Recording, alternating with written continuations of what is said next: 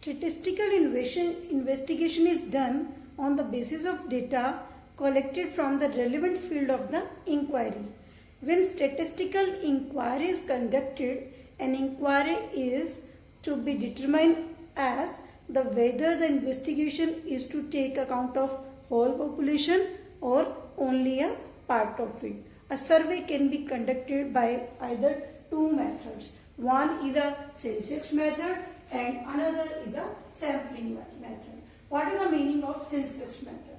Under the Sensex method, data is collected from each and every element of the population. Here, what is the meaning of a population? Not whole of the population we are considering here. Population means number of items. Suppose I am taking the example of 10th class. There are 40 students in 10th class. So, these 40 students are considered as a population. All the items are included in the population. Every element of the population. Each and every element of the population in the Sensex method.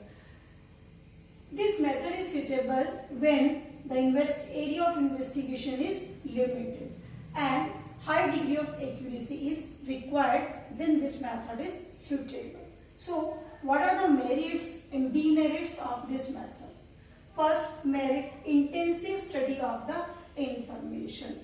Whenever we want to study in detail and properly one by one, then we are using the Sensex method. Intensive study is required, not extensive.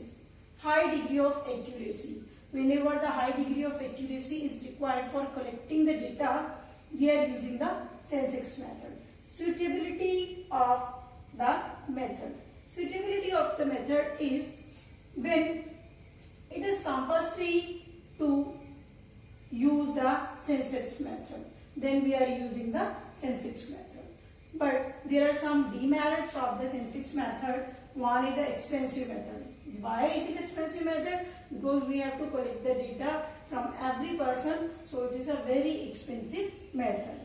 Need more time and manpower. For Sensex method, we need more time and manpower. Inapplicability. Inapplicability means it is not applied in every place because it is very difficult for us. Now, the second method is sampling method.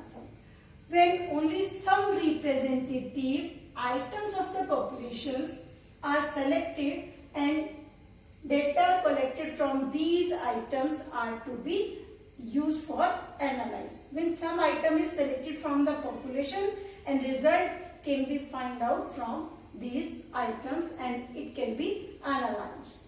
There are some merits and demerits of sampling method. Reduce cost. Here the cost is less because we are not using all the items.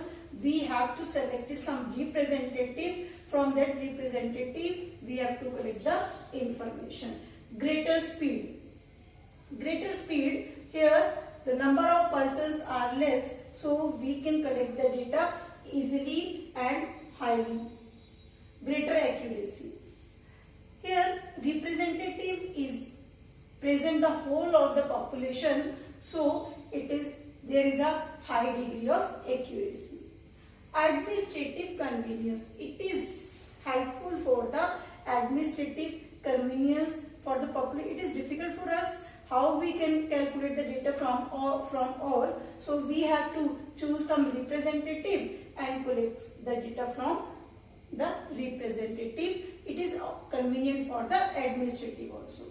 This is a scientific approach. Why we are taking whole of the population? If the person is caliber and if person can judge these 5 or 6 representative represent the whole of the class, so this is a scientific method for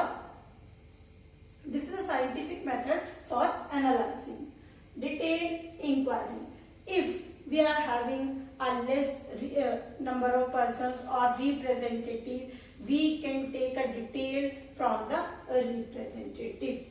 But there are some demerits of the sampling method.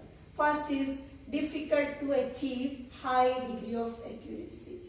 100% accuracy is not in sampling method if the if the investigator is so much expert and representative is chosen properly, then only 100% accuracy is there.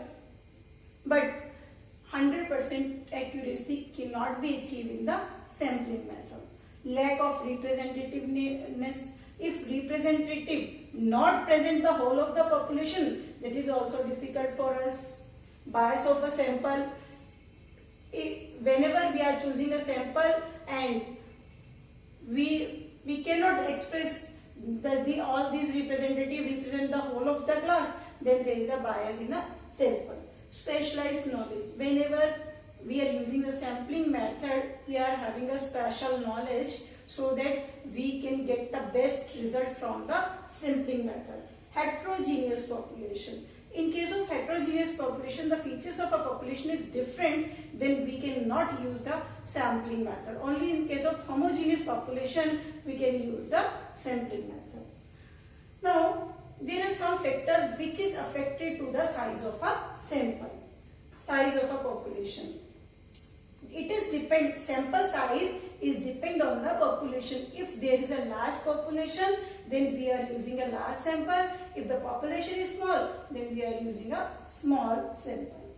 Degree of accuracy. If high degree of accuracy is required, then we are using the large sample. But sometimes investigator is so expert and he can also represent the accuracy with a small sample also. Homogeneity or heterogeneity. If the population is homogeneous, then we are using the small sample. If the population is a heterogeneous, then we are using the large sample. Nature of the study. If we want to, nature of the study means if we want the whole of the representative show the population, what is the objective of the study? When there is high degree of accuracy is required, then we are using the large sample. Respondent nature. Respondent nature is also affected to the sample. If respondent is giving proper response, then we can give the result from the small sample also. But if respondent cannot give the response, then we are using the large sample also. So these factors are affected to the samples. Now, what are the features of a good sample? Representative. First feature in sampling, representation. Whenever we have to select the representative that represent the whole of the population. Adequacy. Adequacy means sample should be adequate, not very less or not very small. It should be adequate. Homogeneity. If the data is homogeneous, then we are using the small sample. Independence of selected sampling units. Whenever we are selected the sampling units, all the units should be independent. Independent means all the groups is representative whole of the population. Match with objective of the investigation. What is the objective of the investigator? The sample should be depend on the objective of the investigation, not for the other purpose. What is your objective? For that objective, how much persons is required for sampling? It will be matched with the objective of the investigation. So census and sample method, in census method all the population is taking, and in sample method we are selected some representative. There are some merits and demerits and factor affecting of size of a sample, and what are the features of a good sampling.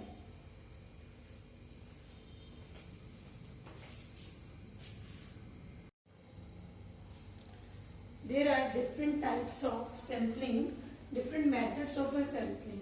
Sampling is divided into two parts. One is a random sampling and another is a non-random sampling. Under the random sampling, again random sampling is divided into two parts, that is simple random sampling and restricted random sampling. And restricted random sampling is again divided into 4 parts, that is stratified random sampling, systematical sampling, cluster sampling and multi-stage sampling. And under the non-random sampling, judgment sampling, quota sampling and the convenience sampling. All these methods we have to discuss one by one.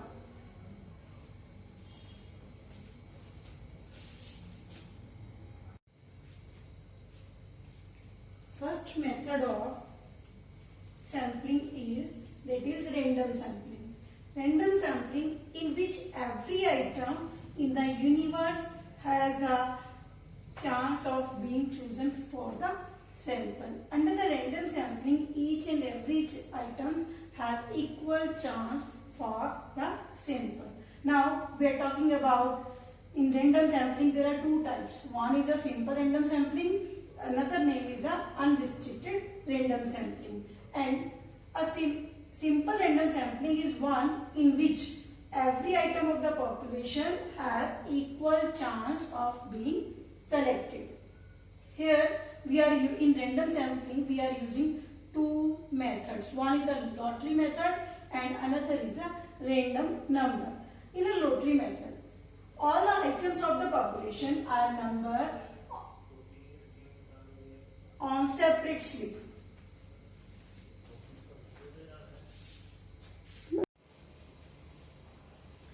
Next topic is method of sampling. Under the random sampling, in which every item in the universe has no chance of being chosen for the sample. In the random sampling, every item has equal chance to be selected for a sample.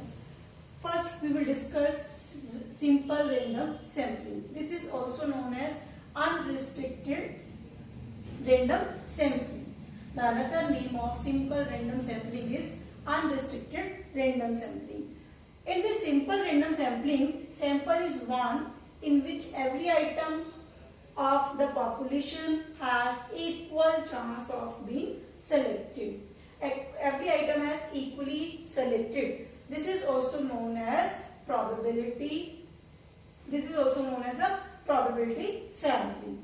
Here we are select the sample in two ways. One is a lottery method and another is a random number table. Lottery method. In lottery method, all the items of the populations are numbered on separate slips of the paper and identical size and shape. And all the slips put into a one box and one pot or in one bowl. Then one by one we take one slip. This is known as the random sampling. Then the sample is selected through the random sampling. Second is use of random number table. When our sampling size is large, then this lottery method is not suitable, because whenever we have to put up one by one different slips, so it is difficult for us. Then we are using a random number table. A random number table is simplifying a table of numbers generated with a different digits 0 to 0, 1, 2, 3 up to 9. The most popular random number table is a Tippett table. Different table also, Fisher has also given the random table, but Tippett table is most important for the random sampling. There are some merits and demerits of a random sampling. First, no personal bias. No personal bias means each and every item have been equally chanced for the selection, so there is no chance of bias. Based on probability, this random sampling, simple random sampling, is based on the probability. Every item has equally been chance to select. Accuracy can be assessed. There is no bias. There is no bias. So there must be an accuracy in the sample. Increasingly representative of the population. Whenever we are using simple random sampling, if we want to increase the sample number, then representative of the population we can increase by this method. But there is some demerits of this method. One is unsuitable for small sampling. If small sample is required, then this method is not suitable, because each and every item means equally chance. But if the data is a heterogeneous, so data that simple small sample is not represent all of the items. Difficult to prepare sampling frame. One of the difficulty is how we can frame the sample, which things is required for the sampling. So it is very difficult to frame out the sample. Time consuming. This method is a time consuming method. So there are some merits and demerits of the simple random sampling. Next we will discuss restricted random sampling.